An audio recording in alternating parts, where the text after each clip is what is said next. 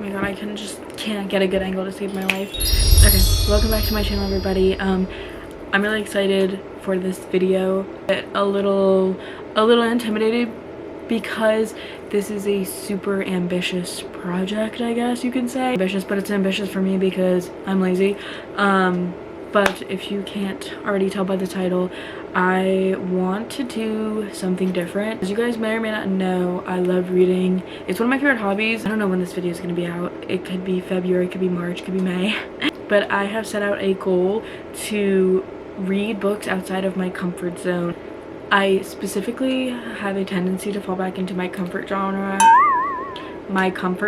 which is primarily romance books. Really lighthearted, maybe fun, I don't know. But I'm going to read consecutively books that are not the typical book that I would typically pick up. Can I, like, what's going on here? Like, when I walk into Barnes & Noble, there's usually an archetype of the book that I am going to buy. Like, I kind of already have an idea in my head. Maybe it's the next one of a series. It's probably romantic. But I've just been in the mood to branch out. And the book that kind of sparked my interest in this, well, actually there was two. Let me get them. Unnecessary.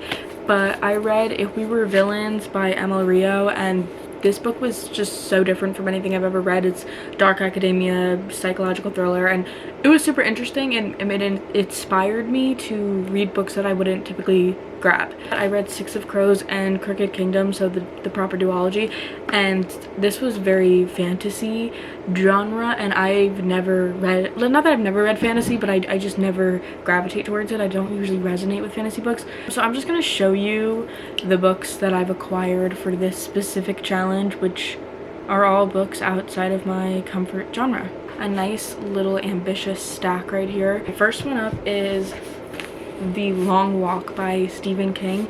I have never read a Stephen King book, and I've always kind of been a little intimidated by them because they're usually humongous, and my mom is a big reader, and she said that she tried to read a lot of Stephen King books when they were very popular and that she wasn't into them. So I don't know. I decided to pick this up because I saw the trailer for the movie and I thought it looked really interesting, and then I saw it was a book, and I saw the length of the book wasn't usually the freaking girth that Stephen King books usually are. In case you're unfamiliar with The Long Walk, it is a dystopian horror book, this challenge that all these young boys do where they have to walk for a long period of time in, you know, crazy weather conditions, just until you die, basically. Walk until you die, and whoever's the last one gets a big prize. And obviously there's more nuance to that, but I just found that so interesting. I don't know, I'm kind of excited. I want to try this and read my first Stephen King book. Next book is Beartown, and then after that Us Against You, because my mom gifted this to me literally today because she saw that Beartown is a series. But this is Beartown by Frederick Bachman. I have seen this author all over the place recently. I know Frederick Bachman has a really big following. He's pretty popular for his books Anxious People and Friends, and I've heard great things, but this one stuck out to me. I don't even know what genre it falls under, if it's like literary fiction or whatever. I don't think it's mystery. I don't know. From what I've gathered, it's basically about this small town community. I don't even know where. Canada? Someplace cold. Alaska maybe? I don't know. A small community, and in this community, the hockey team is like a really important thing. It's hockey, right? Junior hockey team is like a really big thing.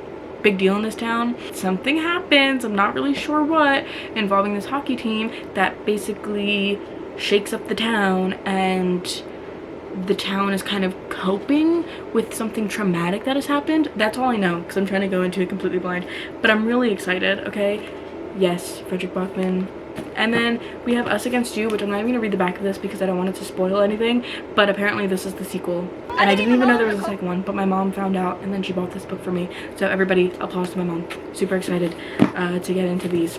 Next one is not underground or anything, but it's super out there for me, which is My Year of Rest and Relaxation. You've probably seen this book around 2022. I feel like this book was trending a lot for like that like thought daughter aesthetic, you know, THOUGHT. Every time I saw this book I was like, that looks super performative, like there's no way you guys are reading that and enjoying it. I was in the bookstore and I saw it there, and I was just like,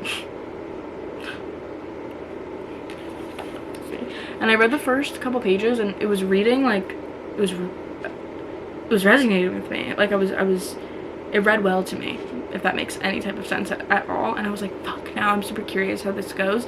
If you're unfamiliar with My Year of Rest and Relaxation, Penguin, about this well-off young woman in her 20s dealing with the grief and the loss of her parents, who I guess is just going through a lot of mental health issues, who decides that she's going to spend an entire year resting. And from what I gathered from the first page, the only time she leaves her apartment is when she goes to the bodega and when she goes to pick up her prescription. So she's like self-medicating herself to put herself in these like induced sleep comas, and then she'll like go and grab a coffee on the corner, and then she'll just sleep on her couch or sleep in her bed, and she basically rots for an entire year.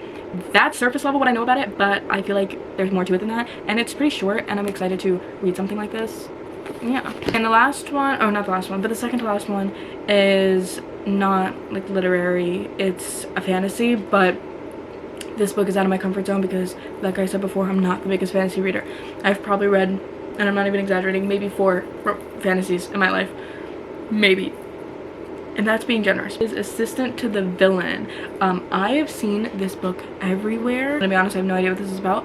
My mom gifted this to me because it's after Christmas, and yes, I put books on my Christmas list, but she also kind of surprises me with some of her picks, and she got me this one, and I was like, wow, great job. I wasn't gonna buy that for myself, but I was interested, I was intrigued, right? And then when I opened it up, Assistant to the Villain is a laugh out loud fantasy romance, and is also kind of giving mystery as well. So this sounds like super fun, and I know it's like a series. Now, the next part is picking out what my first read is gonna be. Maybe I'll start it tonight, maybe I'll start it tomorrow. Oh. Hey.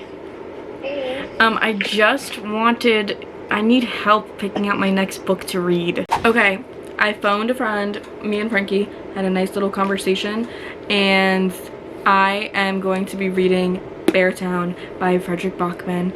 I'm actually stoked about this because this is kind of what I was leaning towards, and it is 12:40 a.m. on December 30th, and that is when I'm starting this challenge. So thanks for sticking along with me, and I'll see you very soon. Bye.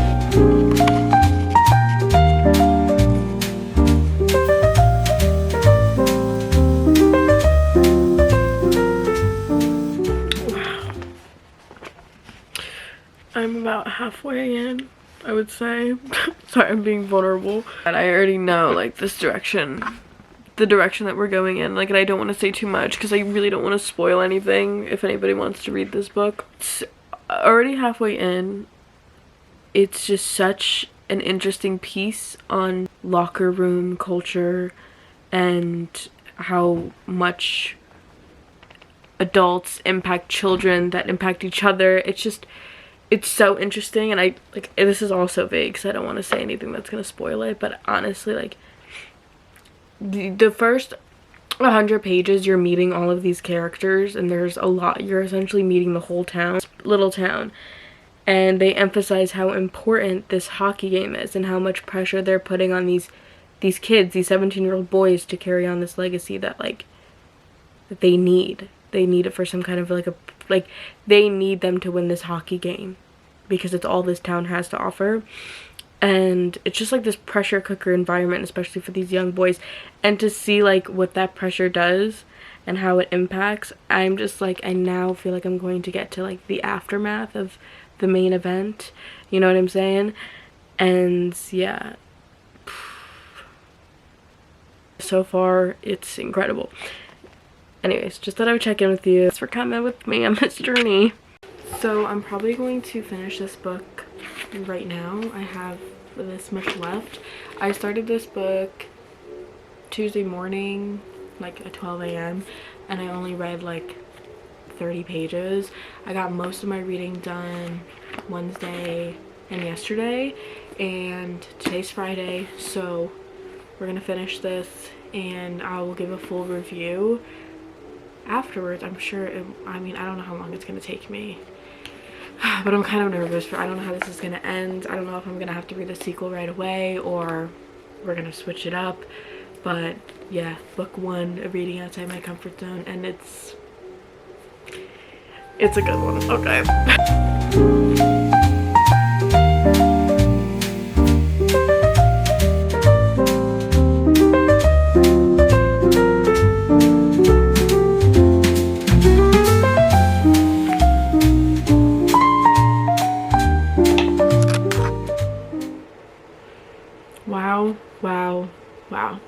honestly, in the beginning I didn't know if this was going to be a 5-star read, but this is a 5-star read. At times it felt a little, not wordy, because that's ridiculous, it's a book, there's gonna be words, and I'm well aware of that, and I am not against words in books, okay? There was a lot of context about all the characters, and then I realized it was on purpose, because you are really getting the point of view of everybody in this town, so you're really you're well-rounded, and you understand where everybody stands, you understand everybody's perspectives and special situations, and it's such a beautiful story on just like the human experience. It's so good, so interesting. I would urge like everybody to read this book. I feel like it's has so many important things. Specifically, I think it would be really important if men read this book. Interesting think piece basically on what a pressure cooker locker room environment does to our young men in society. You're raised just directly affects you and how it affects other people. And it really makes me like sad that this is so real and relevant, because there's so many boys out there that are being misled, being nurtured into thinking that the locker room talk is the norm, and this is how we should interact with each other, this is how we should treat women and authority, and yeah. Also, it's so heartbreaking how quickly these kids grew up. This was so good. So once again, this is my stack in progress. This is a good January book. This one I'm scared of. We have to put the stack aside for a second, because I have to read the second one. And then after that, we will dive into these. Promise. I look fucking crazy. I mean, this is a girl going through it. I just wanted to hop in and update you guys. It's been a minute. I'm halfway through this book. Hasn't been that long. Reading progress has slowed down a little bit because I've been back to work, and I don't get much reading done when I'm working. That's not entirely true, I guess. It's just transitioning back from my winter break. It doesn't matter. You don't care. I don't care to explain it. Let's talk about the book. I catch myself crying all the time when reading this book. Like I tear up. Wow. What is that? And what does that sound? It's like 2 in the morning, and there's a helicopter. Holy shit, a helicopter's landing on my house. Guys, the beginning of this book for me was a little slow because there was a lot of prerequisite. I feel like I always say that word wrong. I don't even think I'm using that word right. Prerequisite. Let me hear her.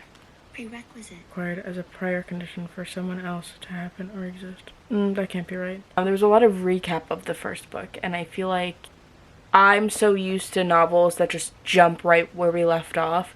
But this gave so much explanation, and a lot of the beginning, and I don't know what the second half, if the second half is going to have a lot of this, but the thing with these books is politics is a big part of it, especially politics in a small town with small government, and how it impacts hockey. And there was just a lot of political conversation in the beginning about, you know, sponsors and this new guy who basically saved the hockey club and whatnot. Elizabeth Zackel is like one of the new new coach for the A team in Beartown. Okay, and she's iconic. She's an autistic queen for real. Like, she is so deadpan and doesn't give a fuck. And I don't know if my opinion on her is gonna change, but right now I really fuck with her. I'm not regretting my decision at all. I haven't yearned for romance in reading these books, and that's always a good sign, because I feel like I yearn for romance when I'm bored with what's going on. Before I let you go, I'm not a parent, but there's a lot of really interesting quotes and conversation around parenthood and what it means to be a parent, and I just feel like parents would benefit from reading this book. There's so many great lines, especially in the first one. What a good piece of work. Like, I'm just so thoroughly impressed. Anyways, I'm gonna read for as much as I can tonight, and then I'll see you at the finish line. Oh my fucking god. Anna, oh my fucking god. Like, there are so many things that I could say right now, but I am going to say nothing. It is an ungodly hour, so sorry for the unintentional ASMR. I don't want anybody to wake up right now, but insomnia has been tearing up at me, and I finished Us Against You. This fucking book was so emotional. I don't have many thoughts. Actually, I have many thoughts, and I just am not going to be able to say everything I feel. There's a little teaser for the third and final book in the series, and I already hate it. There were so many. I think this book was maybe a little bit better than the first one. I don't know. I don't want to compare them.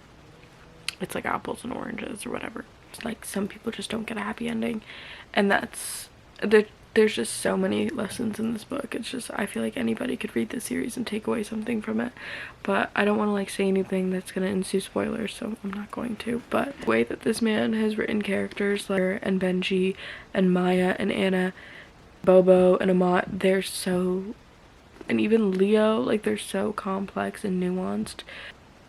It's like, I feel like it would be a situation that, I don't know if this is adapted into a show or movie, but if it were adapted into a show or movie and the characters were depicted the exact way that they are in this book, so many people would be like, y'all wanted complicated characters but couldn't even handle them. I'm going to go to sleep now because tomorrow I'm going to Barnes & Noble with Frankie, and I might get the third one. I don't know if I'm going to read it immediately. I might need to take a little break for a while. Yeah, I'll see you guys tomorrow. Okay guys, it's the next day. I'm in better spirits because I'm with my Frankie Bear. Y'all already know who the fuck it is. We're going into Barnes & Noble now, and I am going to try to just get the third book in the series, and that's it because I really shouldn't be buying any more books. Frankie is going to browse around, get the next one in the Boys of Tommen series. So excited. She's currently reading the Boys of Tommen series, and she's on Keeping, and she's making great progress. Everybody applause. Thank you guys. Thank you guys. I'm into it. I'm into it. And she's doing her best, okay? Because I said, hey, this is my favorite series, so if you want to read it, like, you definitely should. And she fucking did, and that's real fucking friendship right there. That's what I do. So we're here at Barnes & Noble. We're gonna browse around, get something to eat, have a chill day, and yeah, I'll see you guys in there. They literally don't have the book that I came here for, but I'm debating about getting Anxious People because I'm loving this premise, and I really like Frederick Bachman, but they don't have winners, so we might have to go to a different Barnes & Noble. Frankie's in the bathroom right now, but she has a nice little stack here. So we're being ambitious, especially me, because I should not be buying any more books. Okay, we made it to our second Barnes & Noble location. I'm gonna grab it. Maybe grab, what was the other one I said? Anxious People. And that'll probably be my haul for the day. Everybody's gotta buy a book today. That's the rules. So we had to come here. Cute. And no, you fucking wish you were us. Sorry. I had to chill with this ego. I know, never forget where you came from. Okay, love you guys. See you soon. Can you see us? Okay, we just got out of that Barnes & Noble. It was chill vibes, except the cashier. He was kind of mean. Okay, so I got Winners. It was the last copy in there. Finally got this. She's thicker. Y'all already know. I'm fucking scared. I don't know if I might take a break, read something else, and then come back to this, because I need some more time with these characters before all of them fucking die, apparently. And then I got Dishonestly Yours by Kristen Becker Ritchie, because y'all know I love the Addicted series, the Like Us series, and the Cobalt Empire series. So now I thought I would just read her other universe. I don't actually, it might take place in the same universe, I'm not really sure, but you already know, found family and romance. I need this in my life, okay? I I know this isn't the point of the video. We're not reading books like this right now for the sake of this video, but just know when this is over, I'm tapping in. Go ahead, baby. I got this book, The Book Club for Troublesome Women, by Marie Bostwick, and it is about a little feminist revolution. This woman lives in a suburban area, and she gets a few gal pals together to just try to like enhance her life a little bit outside of her everyday norms. And I need something like a little heavier because everything I've been reading is like romance, and I just wanted something to make me think and feel a little deeper. Yeah. And I'm excited for that. We in our female literature bag. Yeah, why the fuck not? Thank you for this person's headlights that's giving us lighting right now. Thank you to my man. The plastic bags I used to get. God damn! If you know, you know. She's God like, damn! Frankie's I know I already said this, shit. but she's reading Keeping 13 right now. She has Saving 6. She just needed Redeeming 6. Guys, pray for her. If you've read it, you know how it is. These two are for the BF. You know, sci-fi is not our gag, but it might be his. He dabbles, yo. Something deep and something lighthearted, his choice. Project Hail Mary has been trending everywhere. And this other guy, fucking, what's his last name? Matt Dinneman.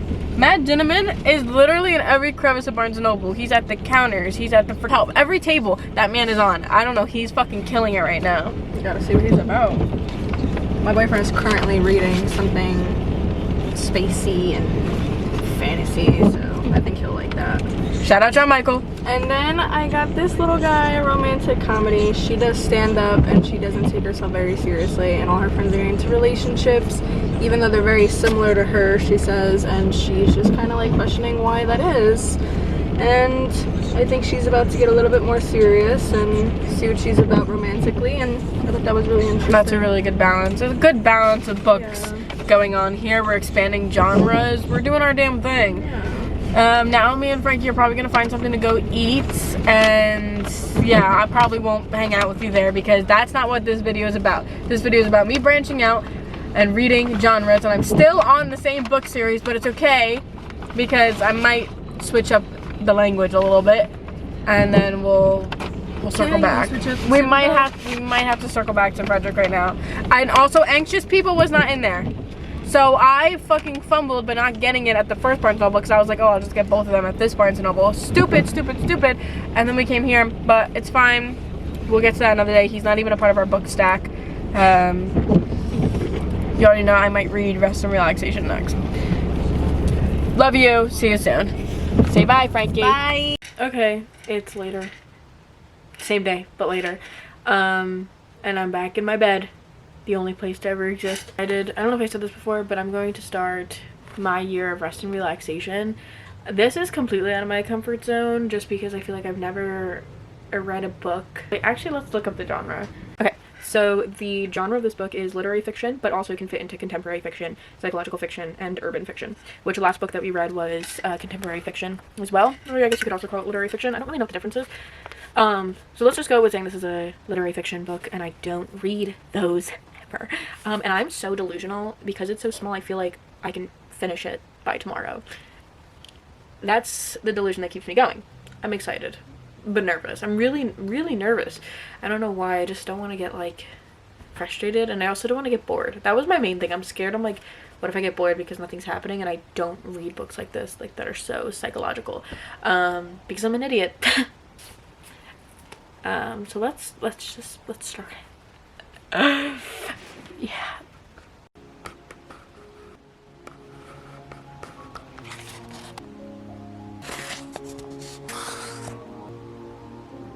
I know I look worse than the last time you saw me, but this is what happens when I stay up late reading. I'm gonna say, no.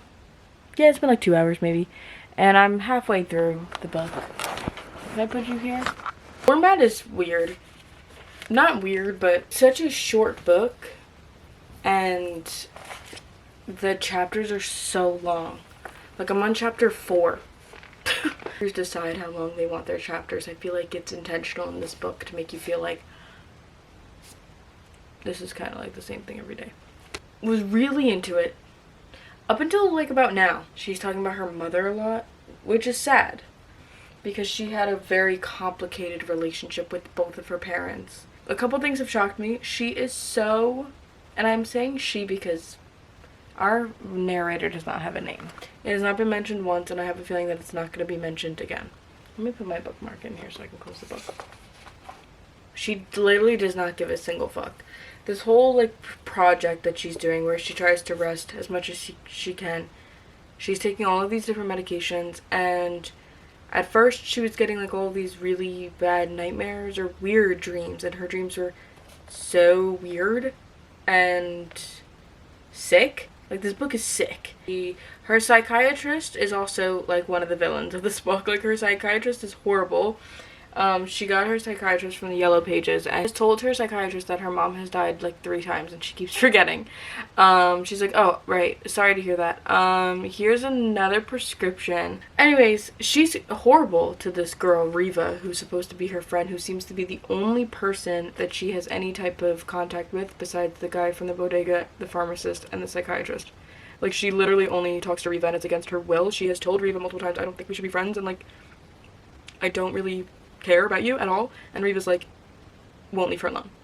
She like adores her. She's super, our narrator is super, like, not confident, but she just like is kind of arrogant. She's so self-aware.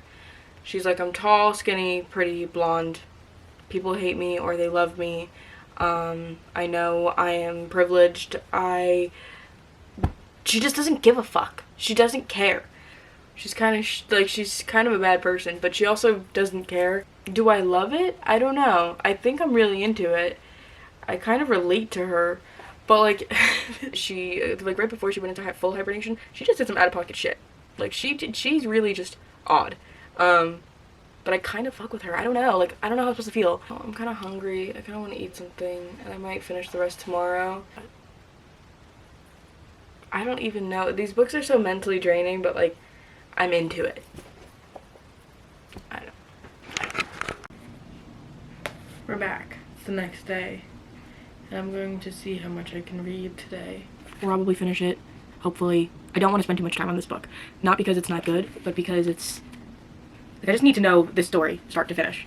And I need to see what people are saying about it on the internet. Because I know it was very popular on the internet for a while, but it's kind of fizzled out of the main book mainstream. So, yeah. Let's get her done. I literally don't even know what to say. That was interesting. Truly nothing like I've ever read before. Like, I just finished it and I was like, huh. It was predictable, but it was also not like, I don't think it was supposed to be super shock factory, but I think that's because the whole time that we entered the year 2001, all I kept thinking was, what the fuck is gonna happen on 9/11, considering this takes place in New York? It does have something to do with 9/11, but like, very minute, I feel like, or maybe not.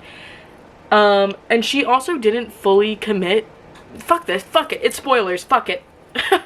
She also didn't fully commit to the hibernation until January. It was kind of like, she was soft launching the hibernation from like June of 2000. You know, that's when she quit her job, that's when she started staying home, and then she didn't fully commit until she started taking this one pill that blacked her out for 3 days at a time, which is so creepy to me. I literally don't know how she would wake up and be calm. But I guess she wasn't calm. She would just take a bunch of like Ativan and Ambien, and like then she would feel better. She was just a drug addict. It was so existential. It was like Thought Daughter. Like, this girl, this woman is so not normal. And the fact that we didn't even hear her name, like, I don't even know what the narrator's name is. I don't even know what the main character's name is. I don't really know what I'm supposed to take away from it. Like, I don't know. I'm kind of mad. Like, it kind of pissed me off a little bit. I knew it. Like, I knew it would, too.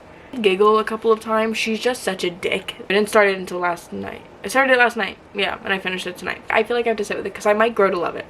Sometimes books do that to me. Sometimes I'm like, and then I'm like, wait, no, I'm thinking about it. I will say I was so curious to see how it ended, and after she came out of her experience, I do feel like it weirdly made her like a better person. Towards the end of her hibernation, I was like, oh my god, I'm losing my mind with this chick. Me and her, we're losing our minds. I don't know. I have to let this marinate a little bit in my mind. feeling weird. But I'm kind of fucking with it. I have to go because I'm sounding unintelligible at this time. I'm coming back here because I've done some reflection. I've done some reflection after reading this book and thinking, sitting with it for a little bit. It's to its core about grief, friendship. People online be like, I don't like it because it's so out of touch and like she's rich so she can just sleep her life away. Exactly. It actually makes sense. About self-awareness, grief, depression, privilege. If she would just sleep for a year, she would be healed. And it worked, I guess, right? At least that's how I think it did for her. The most interesting thing to me about this book was her relationship with Riva. Interesting. It's honestly like I can't dislike it because of how interesting. But like I said, I probably won't read another book like this. If you are into existential crises and depression and just kind of self-actualization while also being insufferable, simultaneously being relatable, that's this main character, then read it. Yeah. And I'm done about this now. It's me again. I just can't seem to leave you alone tonight. It's still the middle of the night. We're still on this journey of reading books outside of our genre, but we need to see it through. We need to finish the Beartown trilogy, even if it kills me. Even if it's the last thing I'll ever do. Because I've realized that this month, January, is about disparity and depression. These books are heavy hitters, and they are sad and retrospective and out of my usual comfort zone. But then I also remember that February is the month of love. And February is going to be all Valentine's Day. And I will want to read romance next month. So this month I must read these books, even if I am sad to see it go. Beartown is very special to my heart. Going to start Winners by Frederick Bachman, the third and final installment in the Beartown trilogy, and hopefully I make it out alive. It doesn't take me longer than like 2 weeks, because I kind of want to wrap up this whole reading outside of my genre thing this month. It's the next night, and I'm so fucking embarrassed, but I haven't read at all today. For a couple different reasons, partially because, well, like, after I got home from work, I decided I was gonna watch, People We Meet on Vacation, which as a movie was great. Yeah, it does leave me fearful for the Beach Read adaptation, because People We Meet on Vacation isn't special to me the way that Beach Read is in the Emily Henry universe. And I know that some diehard People We Meet on Vacation fans were not super pleased with the accuracy of the book adaptation, but that's just something that we're just gonna have to brace ourselves for. Fellow Emily Henry fans, hang in there. I know how hard it is. So yeah, I watched that, and then I've just been kind of mindlessly scrolling and doing other things, and I've been intimidated. I will be saying that I'm officially starting it today, which is just January. Jesus Christ, what day is it? January 12th. I know I'm gonna love it, but I also know it's gonna be emotionally damaging. Like, I just have that feeling. So wish me luck. Hey guys, I feel like we should probably talk. I feel myself slipping into a reading slump. It's not okay. I'm totally gonna fight it. And I don't know what it is about this book specifically that's putting me there. I don't know. I guess because it's larger, the pace is slower. I'm not at the progress that I want to be at. Bored. I'm not bored. I'm just super apprehensive. This guy Frederick does something that I don't love, and as I'm reading it I realize how much I don't like it, and I think I've already mentioned in this video, and I'm sorry about my hair. I look like a cave woman. I hate holding this camera, I'm gonna be honest with you guys. I already talked about this in this video, but he does this thing where he basically tells you what's gonna happen before it happens. And I know it's intentional. I know it's something that he does from like a literary standpoint. I get it, okay? I don't like it though. I'm someone who's just so used to reading books where it's structured differently. But this guy, if he's gonna kill somebody, he's gonna tell you in the first page, and then you just have to anticipate it for the whole book. He's gonna tell you when something bad's gonna happen. I don't know. Like, he'll literally be like, he's not gonna shoot him today, but he will shoot somebody soon. Like, whoa, what does that mean? Hey, hold on. Wait a minute. And then you move on to the other characters, and then you're like, wait, sorry, I'm kind of still stuck on this character you introduced that you said it's gonna kill everybody. And then I'm thinking about it the whole time, and you think, I guess maybe he anticipates that we're gonna forget about it, and then when it happens again, it's like, oh yeah, this is where we left off with this character. But I'm thinking about it the whole time, and it makes me really, like, it makes it really hard to focus on everything else that's going on. And something that just got revealed in the book, which I guess is like a big event, I'm not as emotionally moved as I feel like I would have been if I was not, like, having a hard time concentrating. But I think I just have to get through this hump and get to the thick of the book, you know, like the middle, and that's when I'll really get invested. Not saying I'm not invested. I'm, like I said, I'm just super apprehensive. And we're nearing the end of January, but not really, because it's January 18th and January lasts for like an entire year for some reason. I want to read romance and I miss it. I swear I will not talk to you again until I'm at the end of this book, because I really don't want this video to be super long. But I suck at that. Okay, I love you. Bye. Guys, we are in the end game now, and I am so apprehensive and fearful for my mental health. I have cried so much during this book, and I've been trying to stay hopeful, but as we are nearing the end, with the way that he has foreshadowed and the things that I've picked up on, especially Frederick Bachman's patterns in writing, I'm not doing well, and I'm scared. I'm terrified. It's January 24th. I'm positive I will be finishing it tonight.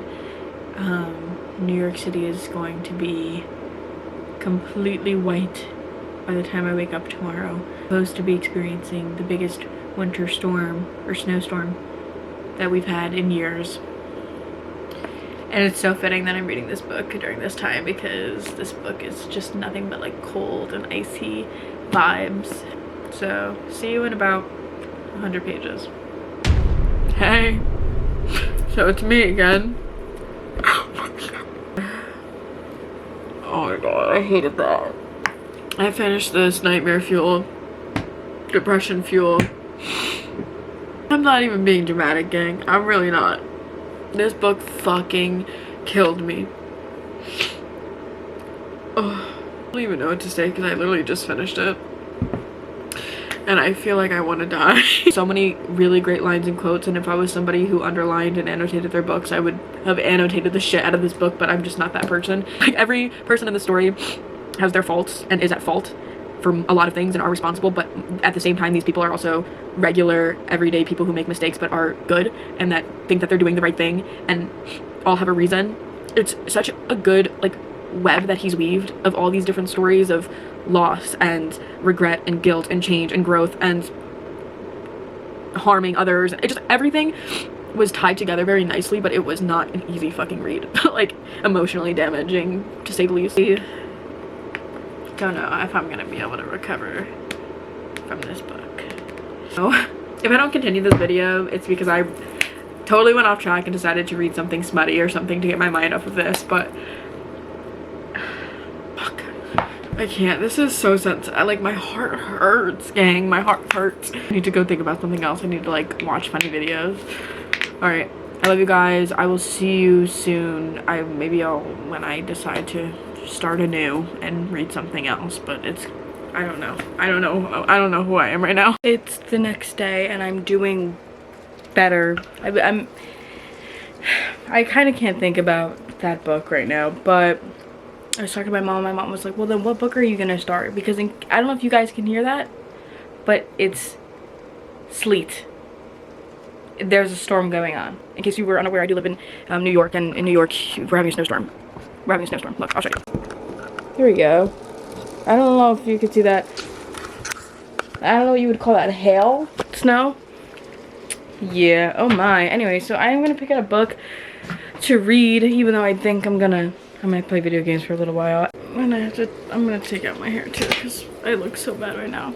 Said that, this is crazy. I'm gonna read, which honestly I should read Assistant to the Villain because it looks really funny and like cute, but this is so far out of my comfort zone. I'm really nervous. This will be the next book that I read, whether that's tonight or tomorrow. The date is January 25th, but I don't know. I've never read a Stephen King book, so I have no idea what to expect. I have the ambiance and the vibes going. If you don't believe me, I have one of those ambiance things on YouTube. And my candle going, my favorite scent, Book Loft. My literal favorite scent. And I'm gonna start this book now. It's short. I feel like it's not gonna be, I feel like it shouldn't take me that long. I'm gonna give my honest feedback too. This is also the most male author writing I've read in years. Like reading a man's word back to back, I'm scared. So I really haven't read that much. I went outside to shovel for a little bit. I've been hanging out with my mom a lot. Yeah, I haven't really done much. But I just got to part 2, which is not very far in. You can just tell this book is very dated. I feel like that. But I mean, I don't know. I read a slur. I've not read that slur in a book ever, so it was kind of jarring. It came out in 1979, so I'm interested. It is gruesome, but I am very interested. But this is a fun change of pace. As I'm like reading this book, I'm thinking this might be the last book in the challenge. I know it's not many, that would make it 5, but 5 in 1 month is good enough for me. So we'll see. We'll see how I'm feeling at the end of this. They make these things for people with extremely large faces. Next night, by the way, if you're wondering, we had a snow day today. And by snow day, I mean I did all my work virtually. This cold. 13 degrees is insane. Feels like, hold on, feels like -1. My thoughts on this book while this mask sits on my face. And I also can't see you because I'm blind. But we're gonna pretend that I can see. I feel like super disabled right now. It's oddly enough reminding me of the Hunger Games. Not like the characters or like the premise, but I guess the central idea and anxiety that a bunch of teenagers are entering a competition that you know the result is going to be death for all of them except for one. A lot of the endorsements say it's psychologically scary.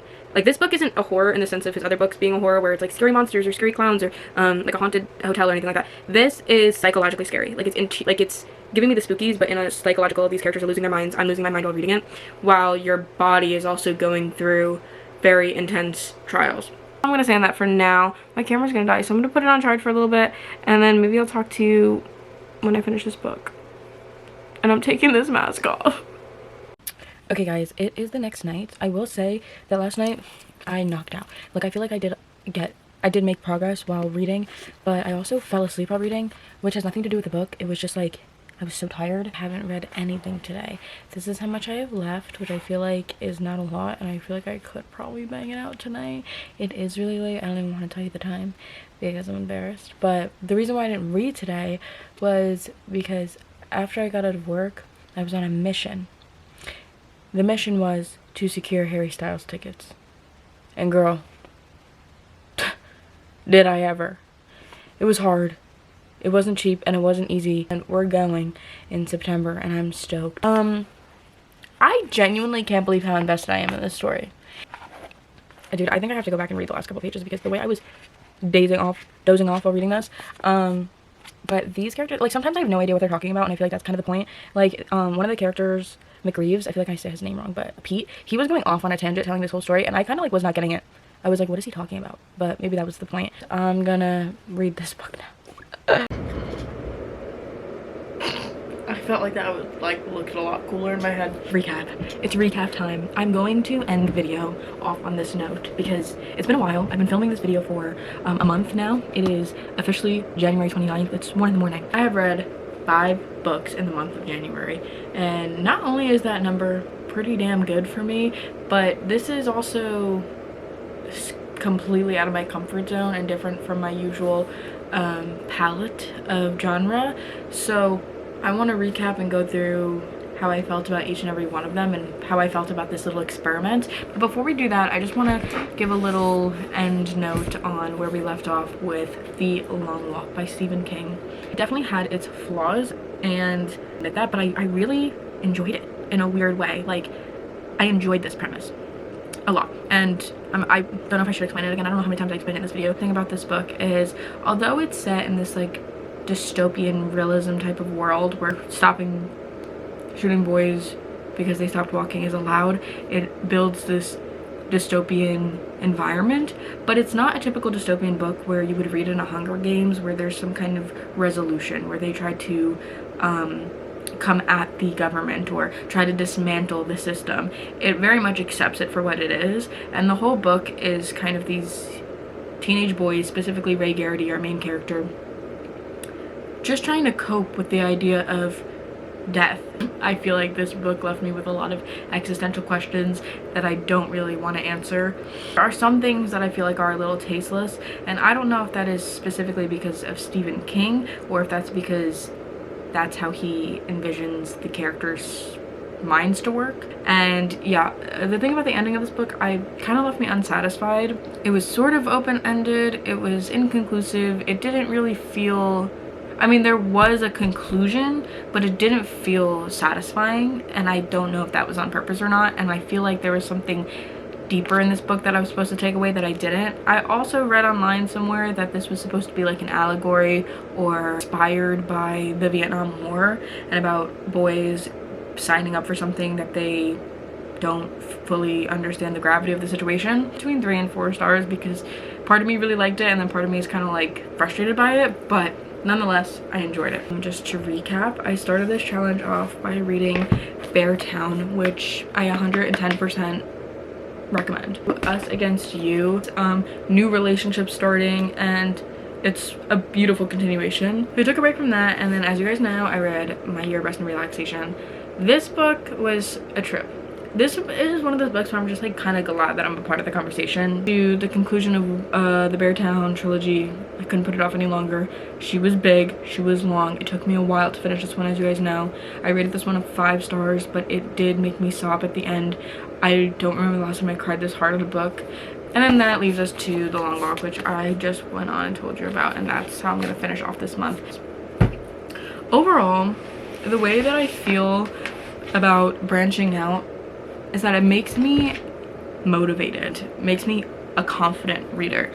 There's so much discourse, especially now online, where women are getting attacked every single day for primarily reading the romance genre, specifically romance books with a smut or like spicy scenes in them. And I just get so annoyed that I feel like women get picked apart for everything that they do and every single hobby. And well, reading romance isn't real reading, obviously. It's fake reading, apparently. People don't realize how much empathy you build and how much comprehension work you do when you read any work of fiction, even if it's the shittiest work of art ever. You still read a book and you should be proud, because these people are talking in their glass houses and throwing stones when most people in America don't read. Most adults don't read books. They don't have comprehension, and it's become a literacy issue in the world. So if you're watching this thinking, wow, I only read romance, I must not be a real reader, because that's how I felt. Fuck that, fuck them, girl, you are a reader. However, on that note, I still wanted to try to expand my palette and prove to myself and those people online that just because I read romance doesn't mean that I can't comprehend a book of a different genre, and I'm going to prove that to myself. And I have read different genres, and I've branched out a lot recently, especially books that were not in this video that inspired this video, which I mentioned in the beginning of the video. Take a shot every time I say video. All can have comprehension skills and be a real fucking reader and like just have a preference.